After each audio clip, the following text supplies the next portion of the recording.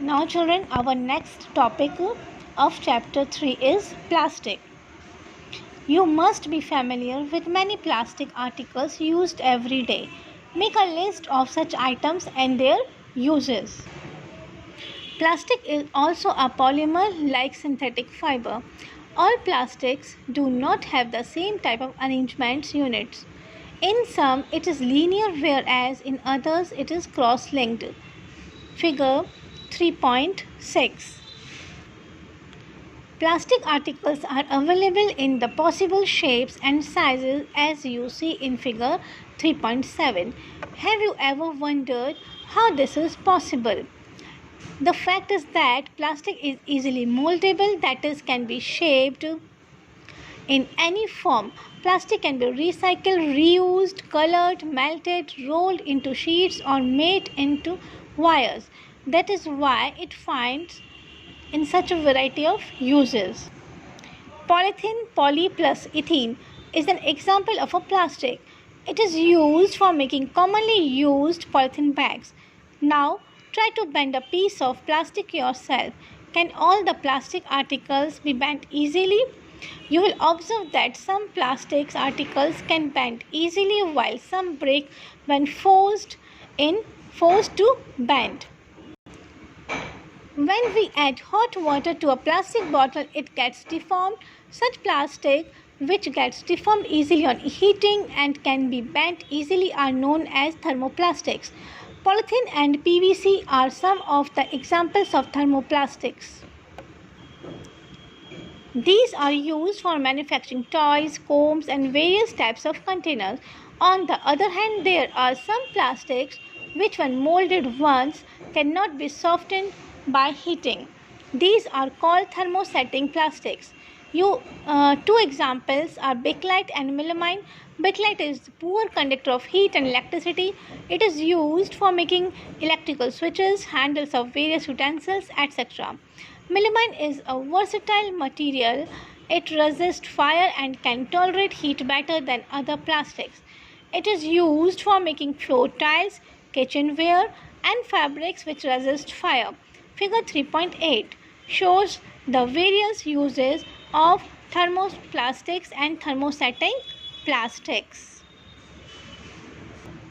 Now children, plastic is also a polymer like synthetic fibers. जिस तरीके से synthetic fibres many small unit से मिलके बनता है और सारी स्मॉल यूनिट्स मिलके एक लार्ज यूनिट बनाती हैं जिसे अपन पॉलीमर बोलते हैं. इन द सेम वे जो प्लास्टिक है ये भी बहुत सारी स्मॉल यूनिट से मिलके बनता है और इन सारी यूनिट से मिलके जो पॉलीमर बनता है उसे अपन प्लास्टिक्स बोलते हैं. ओके चिल्ड्रन, लेकिन सारे प्लास्टिक में ये जो पॉलीमर का अरेंजमेंट है ये एक जैसा नहीं होता है. हर तरह के प्लास्टिक में अलग अलग प्लास्टिक्स में ये अरेंजमेंट डिफरेंट होता है और उसी बेस से प्लास्टिक्स के टाइप्स होते हैं अलग अलग. फॉर एग्जांपल फिगर ए में अगर हम देख रहे हैं तो इसमें इस तरह का लीनियर अरेंजमेंट है प्लास्टिक के पॉलीमर्स का.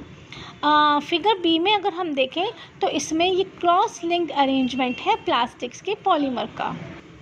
ओके चिल्ड्रन, सो जो प्लास्टिक है इसके कई इंपॉर्टेंट करेक्टरिस्टिक्स हैं दैट कि वो इजीली मोल्डेबल है या मोल्डेबल यानी कि वो किसी भी शेप में हम उसको फॉर्म कर सकते हैं, कोई सा भी शेप हम उसको दे सकते हैं. It can be recycled easily, reused, अलग अलग कलर्स में वो हमको फॉर्म में होती है. मेल्ट इजीली, उसको इजीली मेल्ट कर सकते हैं. रोल्ड इनटू शीट्स एंड उसको वायर फॉर्म में भी हम प्लास्टिक को इजीली वायर का फॉर्म भी, वायर का शेप भी दे सकते हैं. Okay children, this is the figure 3.7 जिसमें वेरियस आर्टिकल्स दिए हुए हैं. अलग अलग कलर्स में है प्लास्टिक्स, अलग अलग शेप्स में है, अलग अलग फॉर्म्स में है. Children, polythene is also a type of plastic. लेकिन इसमें क्या होता है कि जो इथीन होता है, पॉली मीन्स खूब सारे, मैनी, इथीन, तो खूब सारे इथीन्स इस तरीके से अलग अलग इथीन्स की जो यूनिट्स होती हैं कंबाइन होती हैं और सब कंबाइन होकर क्या फॉर्म करती हैं, पॉलीथीन फॉर्म्स करती हैं. And it is also a type of plastic which is used for making polythene bags. Children, जो प्लास्टिक्स होते हैं उनके भी जैसे अपन ने पढ़ा कि उनके अलग अलग फॉर्म्स होते हैं, डिपेंड करता है कि उनमें कौन सा अरेंजमेंट है, लीनियर या cross linked. Okay children, okay. So कुछ ऐसे प्लास्टिक जो कि इजीली बेंड हो जाते हैं और जैसे अपन उनको उसको हीट करेंगे, they deformed easily, they bend easily, they deformed easily, and such type of plastics are known as thermoplastics, which on heating get deformed easily and easily bend हो जाते हैं. For example, polythene and PVC. And such type of plastics, that is thermoplastics, are used for making various types of toys, combs, and various types of containers. Okay children, on the other hand, कुछ ऐसे plastics हैं जिनको अगर अपन ने एक बार mould कर दिया, once moulded means अगर अपन ने उसको एक बार कोई सा भी शेप दे दिया, तो after heating they can not be softened और can not be deformed easily, and such type of plastics are known as thermosetting plastics. For example, bakelite, melamine, etc. अगर हम यहाँ बेकलाइट की बात करते हैं चिल्ड्रन, तो बेकलाइट क्या है? It is a poor conductor of heat as well as of electricity, and it is used, that is bakelite thermosetting plastic is used for making electrical switches, handles of utensils. Electrical switches क्योंकि poor conductor है electricity का, various utensils के handles form करने में use में आता है क्योंकि पुअर कंडक्टर है हीट का. ओके चिल्ड्रन, और अगर हम मेलामाइन की बात करते हैं जो कि थर्मोसेटिंग प्लास्टिक है, तो वो किस यूज़ में आता है? इट रेजिस्ट फायर, फायर को रेजिस्ट करने के लिए, रोकने के लिए यूज़ में आता है, and able to tolerate the heat better than any other type of plastics. तो ये इसकी क्वालिटीज़ हैं, यूजेस हैं. And it is use for making floor tiles, kitchen wares, fabrics which resist fire. Okay children, these are the articles which are made of thermosetting plastics, and these are the articles which are made of thermoplastics. Now children, plastics as material of choice. Today if we think of storing a food item, water, milk, pickles, dry food, etc., plastic containers seem most convenient. This is because of their lightweight, lower price, good strength, and easy handling. Being lighter as compared to metals, plastics are used in cars, aircrafts, and spacecrafts too. The list is endless if we start counting articles like slippers, furniture, decoration pieces, etc. Now let us discuss the characteristics property of plastics. Plastic is non-reactive. You know that metals like iron get rusted when left exposed to moisture and air, but plastics do not react with water and air. They do not corrode easily. That is why they are used to store various kinds of material, including many chemicals. Children, nowadays जो plastic है वो हम सबकी first choice due to टू reason रीज़न. Children, जो plastic है, it is used for many purposes and also used for storing various types of food items like water, milk, pickles, dry food, etc. Nowadays जो plastic है वो हमारी first choice due to टू many reasons. Because of its lightweight, its lower price, good strength, and easily handling. In fact, जो metals है उसे comparison में भी जो प्लास्टिक है वो हमारी फर्स्ट चॉइस है क्योंकि बहुत ज़्यादा वेट में लाइट है, हल्का है, and that is why it is used in cars, in aircrafts, in spacecrafts also. Plastics के वेरियस आर्टिकल्स बनते हैं जैसे slippers, various types of furnitures, various types of decoration pieces, etc. Now children, there are various characteristics property of plastic. सबसे पहले plastic क्या है? Non reactive. इसकी जो फर्स्ट इम्पॉर्टेंट प्रॉपर्टी है, it is non reactive. Because अगर हम metal की बात करते हैं जैसे कि फॉर एग्जांपल आयरन, तो जो आयरन है वो ईजिली इट गेट रस्टेड. अगर उसको ज़रा सा भी मॉइस्चर मिलेगा, एयर मिलेगी, उसमें केमिकल रिएक्शन होगा and it get rusted. In fact जो मेटल्स हैं वो इजीली करोड हो जाते हैं, इजीली रिएक्टिव है, बहुत जल्दी किसी से रिएक्शन कर लेते हैं, लेकिन प्लास्टिक है it is not react with water and air and it does not corroded easily. वो किसी भी चीज़ के साथ बहुत जल्दी केमिकल रिएक्शन उसका नहीं होता है. That is why it is used to store many kinds of material और खूब जैसे पिकल्स वगैरह स्टोर करने के लिए यूज़ में आता है और खूब सारे वेरियस पर्पसेस के लिए भी वो यूज़ में आता है.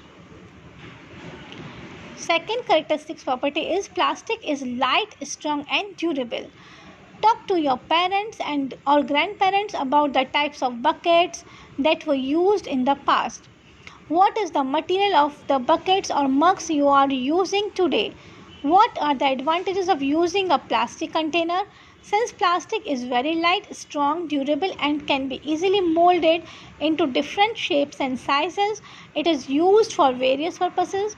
Plastics are generally cheaper than metals. They are widely used in industries and for household articles. Make a list of different kinds of plastic containers that are used in daily life. Children, जैसा कि अपन previously भी पढ़ चुके हैं कि plastic is light in weight, it is very very strong and durable and can be molded easily in different shapes. और इसके इन्हीं सब करेक्टरिस्टिक्स प्रॉपर्टीज़ की वजह से अलग अलग पर्पसेस के लिए प्लास्टिक यूज़ में आता है.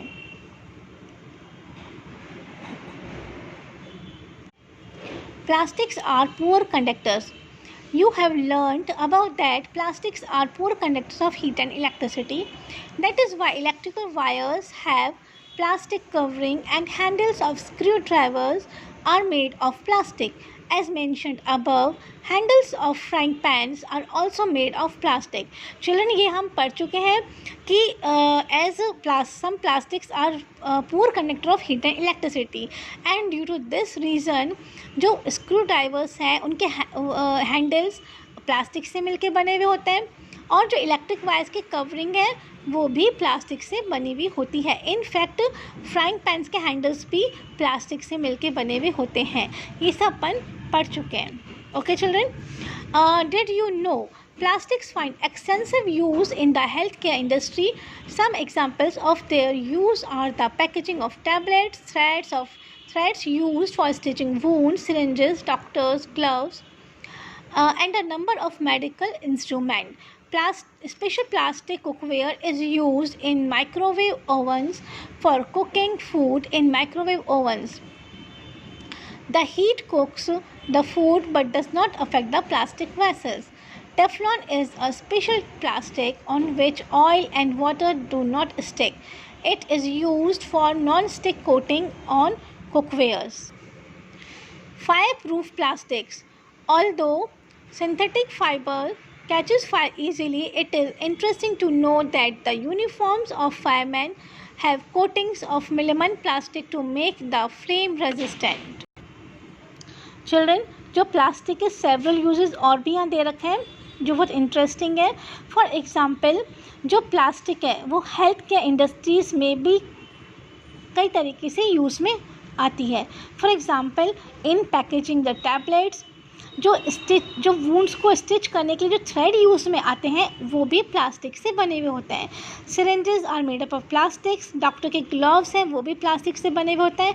इनफैक्ट कई सारे मेडिकल इंस्ट्रूमेंट्स हैं जो कि प्लास्टिक से मिलके बने हुए होते हैं. एंड स्पेशल कुकवेयर जो कि माइक्रोवेव ओवन्स में यूज़ में आते हैं वो भी they also are made up of plastics. वो फूड को कुक कर देते हैं but does not affect the plastic vessels.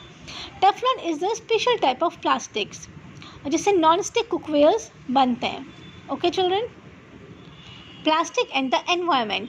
When we go to the market we usually get things wrapped in plastic or polythene bags. This is one reason why plastic waste get accumulated in our homes. Ultimately, plastic finds its way to the garbage. Disposal of the plastic is a major problem. Why? A material which gets decomposed through natural processes such as action by bacteria is called biodegradable. A material which is not easily decomposed by natural process is termed as non-biodegradable material.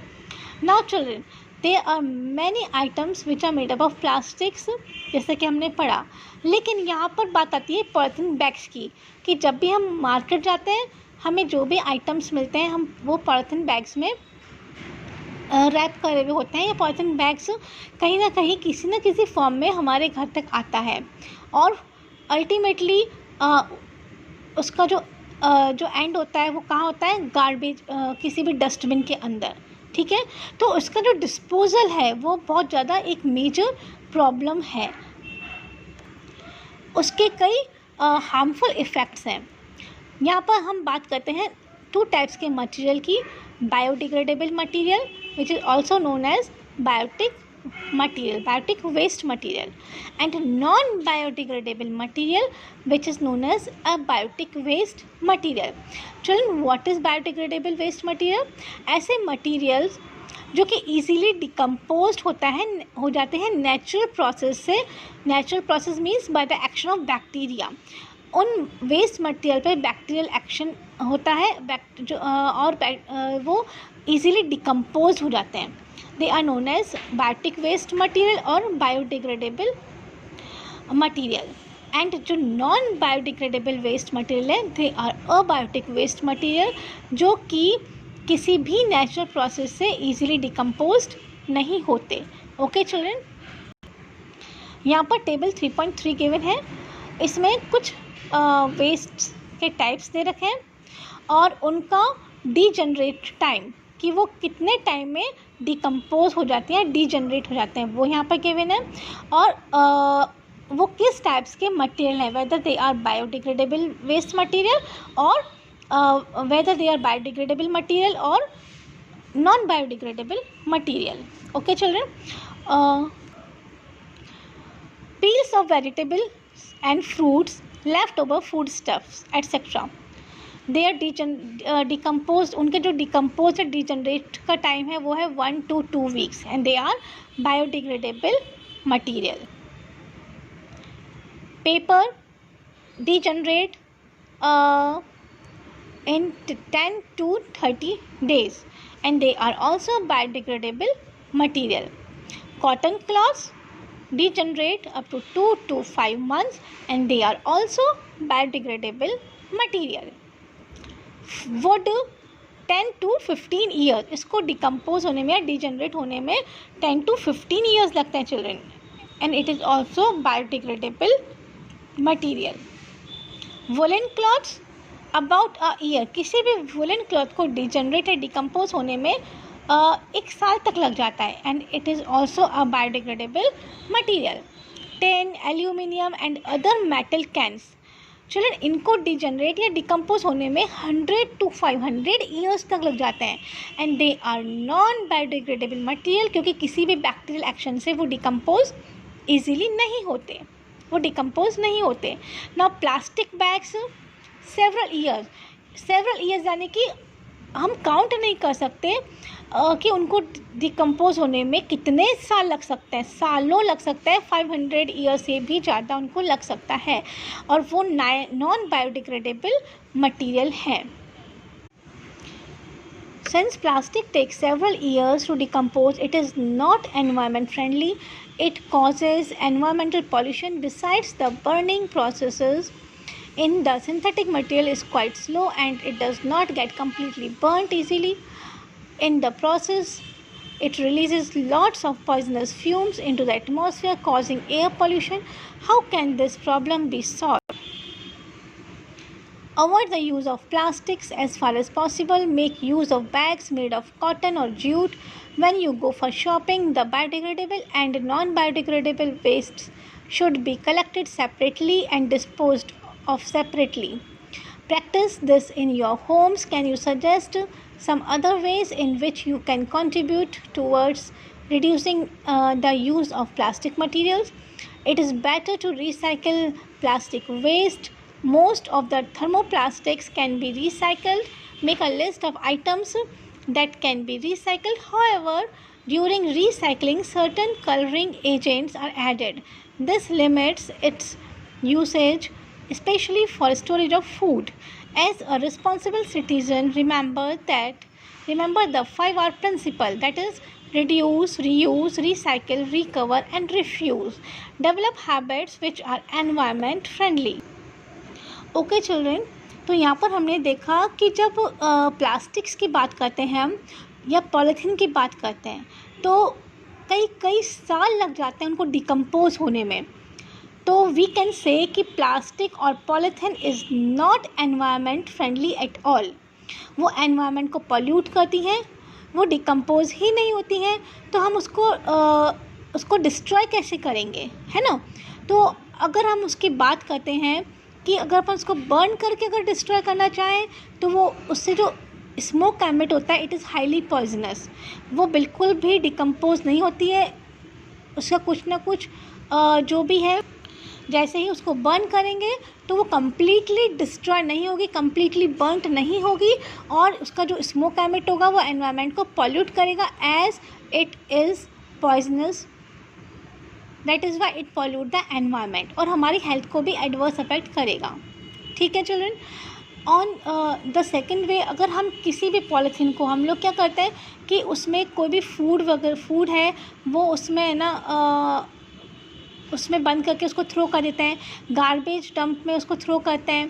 तो कहीं ना कहीं कोई भी अगर animal उसको खा जाता है क्योंकि उसके अंदर फूड है, तो एनिमल अगर उसको खा जाएगा किसी भी तरीके से एक्सीडेंटली तो या तो उसकी थ्रोट उसका चौक हो जाएगा या फिर उसके स्टमक में अगर वो चला भी गया पॉलीथीन तो वो वहाँ पर जाकर कलेक्ट हो जाएगा और उसकी हेल्थ को अफेक्ट करेगा.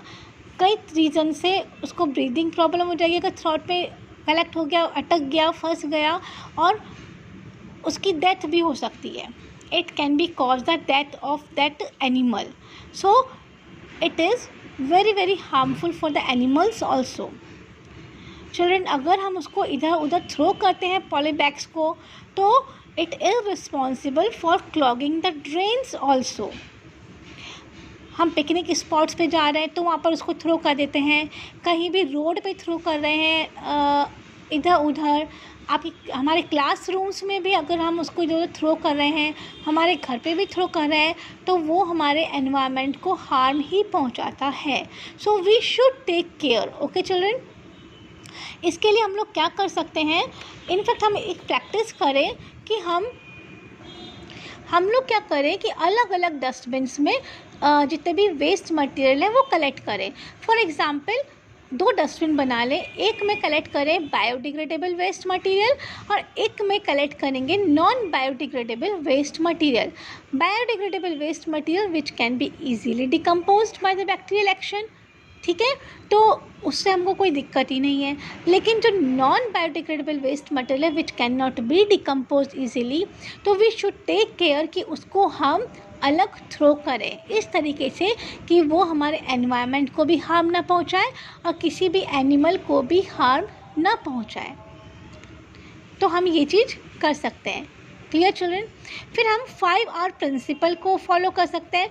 5R principle means reduce, reuse, recycle, recover and refuse.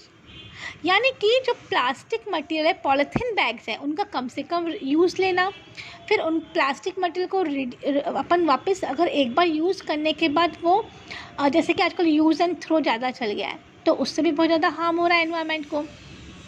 फिर कई दूसरे ऐसे प्लास्टिक मटेरियल हैं जो टूट फूट जाते हैं तो उनको हम अगेन रीयूज़ कर सकते हैं, रिसाइकिल कर सकते हैं.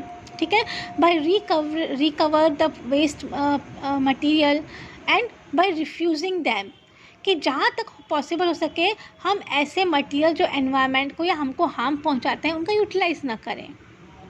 तो इस तरीके से हम लोग बाय फॉलोइंग 5R प्रिंसिपल अपनी जो रिस्पॉन्सिबिलिटी है टूवर्ड्स द एनवायरनमेंट अपन उसको फॉलो कर सकते हैं, उसको फुलफ़िल कर सकते हैं. Children, we should also take care कि हम instead of using polythene bags we can used cotton clothes, जो ऐसे बैग्स जो कि कपड़े से बने हुए हम उसको यूज़ में ले सकते हैं. तो इस तरीके से भी हम हमारे एनवायरनमेंट को प्रोटेक्ट कर सकते हैं. ठीक है, और जो फूड मटेरियल है जैसे कि हमारी लंच बॉक्स है जो प्लास्टिक से बने हुए instead of using plastic lunchbox, we can use the lunchbox which is made up of steel. Okay children, so this is about biodegradable waste material and non biodegradable waste material, और उसको हम कैसे collect कर सकते हैं। और ये practice हम हमारे घर से ही शुरू कर सकते हैं कि किचन में या हमारे रूम में हम अलग अलग तरह के जो गार्बेज बिन्स हैं वो रखें अलग अलग वेस्ट मटेरियल के लिए। Okay children.